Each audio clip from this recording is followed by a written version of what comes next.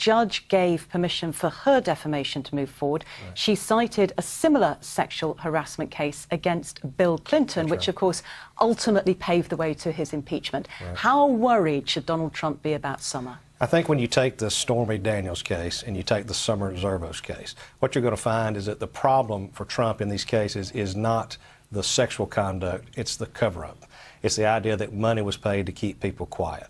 And the problem with having, for Trump, with having Summer Zervos' case linked so closely is that now there's an avenue for discovery. It actually puts the president on notice that he may, in fact, be subject to a deposition. And that's what happened in the Clinton case. So, again, I think it's the cover-up.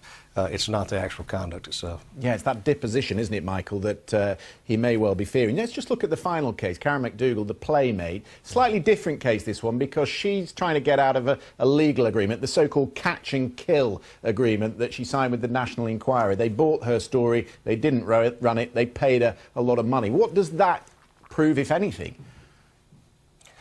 Well, I mean, I think that's just another example of the Trump group and the people surrounding him, supporters of him, trying to use money and power to keep the information quiet. The fear, again, is that these stories would have come out and likely would have come out prior to the election.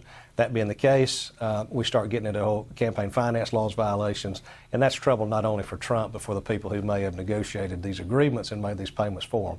I can understand McDougal wanting to talk about the situation that she was in, but again, she's at the right place at the right time with other ladies who were challenging the Trump conduct as well. Of course, if it does get to court, any of these three cases, then who is going to be the legal representation for the president? That's the big question at the moment, because they're spreading the net far and wide to try and pull in new legal representation. The latest to say no is the ex-Solicitor General Ted Olson. Have a listen.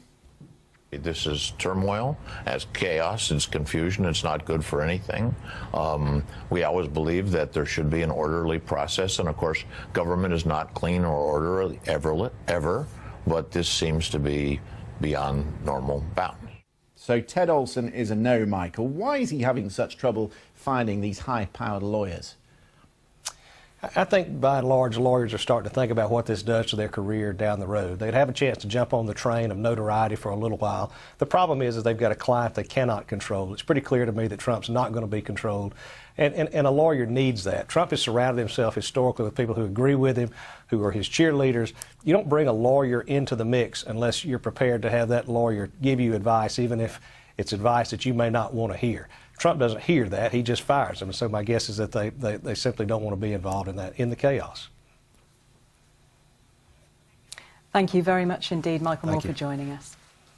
You're watching Beyond 100 Days. The Louvre Museum in Paris says it may allow its most treasured painting, the Mona Lisa, to go on tour in France. The first time it's left the building in almost half a century. In fact, the Da Vinci masterpiece has only officially travelled abroad twice before. It went to Japan and before that for exhibitions in the US in 1963. And you can find the story of that historic trip in a new book, The Mona Lisa in Camelot. Well, I went to the National Gallery of Art here in Washington to find out more.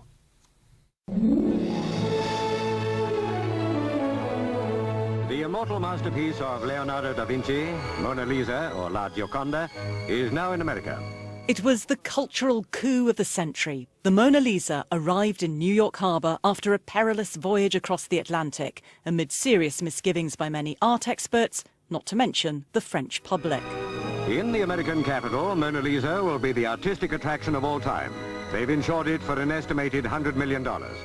The visit by the world's most famous painting was made possible by the world's most famous woman at the time, the First Lady Jackie Kennedy.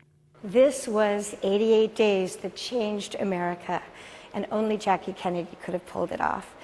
2 million people lined up in long, snaking lines, both at the National Gallery and at the Metropolitan Museum of Art. And imagine, some of them had never stepped foot in a museum before.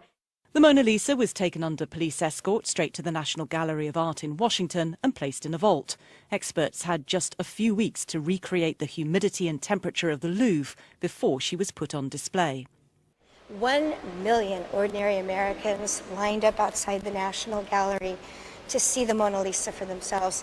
And in January 1963, it was the who's who of Washington. And this is where she was. This is the exact spot. She was hung against the most dramatic, red velvet baffle. It had taken Mrs. Kennedy a year to secure the Mona Lisa and was almost entirely due to the charm offensive she employed against this man, the French culture minister André Malraux. She met him in Paris, invited him to dinner at the White House, and there clinched the deal.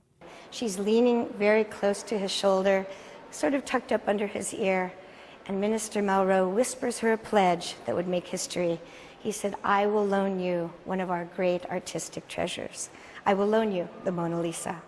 The Mona Lisa established the National Gallery's international reputation and created a new awareness of art as a tool for diplomacy. Mr. Minister, we in the United States are grateful for this loan from the leading artistic power in the world, France. From Washington, the Mona Lisa travelled to New York, where 1 million more people stood in line to see her. The visit was a milestone in the history of art, an event that even today has been hard to equal. Great story, great archive. Cultural diplomacy still works a treat for the French. This is Beyond 100 Days from the BBC. Coming up for viewers on the BBC News Channel and BBC World News, 3 weeks after the nerve agent attack in southern England, we've more of that exclusive interview with the niece of Sergei Skripal. And divine intervention? Why this nun is a secret weapon for one of the underdogs in American college basketball. That's all still to come.